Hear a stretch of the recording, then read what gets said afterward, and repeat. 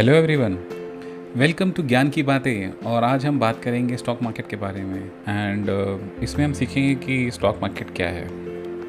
हम stock market हो या फिर कोई फॉरेक्स मार्केट हो, ये एक प्लेटफॉर्म है where people come and do some transaction. मतलब एक बायर होगा, एक सेलर होगा और ये दोनों को बाइंग एंड सेलिंग करने के लिए एक प्लेटफॉर्म चाहिए। सो विच इज़ स्टॉक मार्केट। अब आप देखो, कंपनी जो पहले लिस्ट होती है आईपीओ मार्केट में, जिसको प्राइमरी मार्केट भी बोलते हैं, वहाँ पे लिस्टिंग के टाइम पे जो प्लेटफॉर्म है, मतलब कंपनी ने डिसाइड किया से मुझे 1 लाख शेयर्स पब्लिक करने हैं। सो अपना प्रॉपर मर्चेंट बैंक्स के पास जाएंगे, वो उनका पूरा प्रोसेस होता है आईपीओ का। इवन प्राइस भी वो लोग इवैल्यूएट करके एक प्राइस बैंड डालते हैं कि हाँ इतना प्राइस बैंड से इतना प्राइस बैंड के बीच में आपको ऑप्ट करना है। सो उनका भी एक प्रोसेस होता है। देन आप वहाँ अप्लाई करते हो, आप उनके प्राइमरी होल्डर बन जाते हो। तो ये एक इस तरह से है कि जैसे आप फर्स्ट टाइम एक कार ख़रीदते हो और डायरेक्टली मारुति या फिर hyundai कंपनी के शोरूम से आप जाके लेते हो। सो आप उसको आईपीओ को वैसे समझ सकते हो। देन सेकेंडरी मार्केट में ऐसा होता है कि फिर प्लेटफॉर्म्स आ जाते हैं, जैसे सपोज़ आजकल आ रहे हैं ओला कार्स हैं या फिर कार24 है, कार अड्डा है, बहुत सारे प्लेटफॉर्म्स हैं। तो ऐसी स्टॉक मार्केट में भी एनएससी वो प्लेटफॉर्म प्रोवाइड करता है, एनएससी या बीएससी, जो कि स्टॉक एक्सचेंज है, जहाँ पे प्राइमरीली ट्रेडिंग एक्टिविटीज़ होती हैं।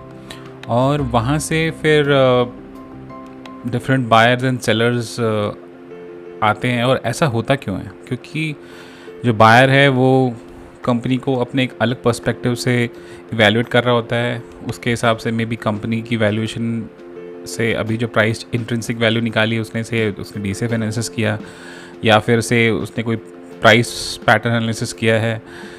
उसके बेसिस पे उसको लग रहा है कि प्राइस अभी सही जोन्स पे है और वहाँ से रिएक्ट कर सकती है।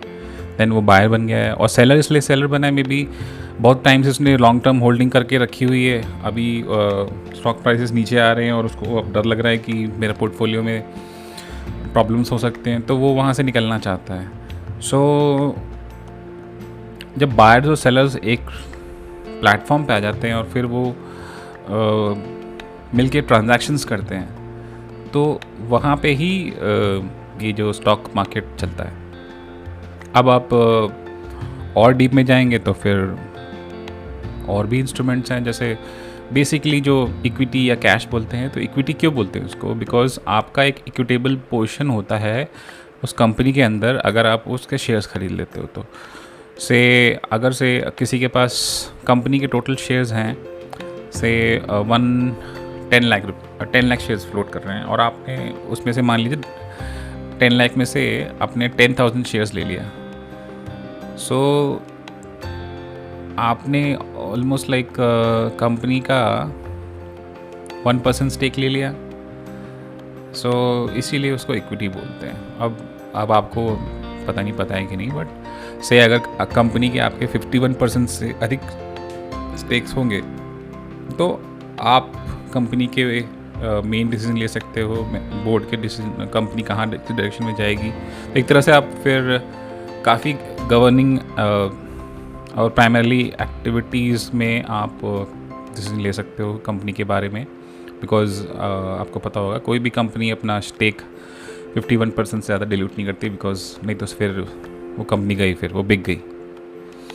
सो ये होता है कैश। अब डिफरेंट ट्रेडिंग होती है, कैश ट्रेडिंग होती है, फ्यूचर्स होते हैं, ऑप्शंस होते हैं। देन उसके बारे में हम बाद में डिस्कस करेंगे, जिसके बारे में मैं डिटेल में उसके बारे में डिस्कस करूँगा, लाइक क्या कैश क्या होता है, फ्यूचर्स क्या होता है, ऑप्शंस क्या होता है। सो फिलहाल के लिए इतना ही, and thanks for listening. Thank you.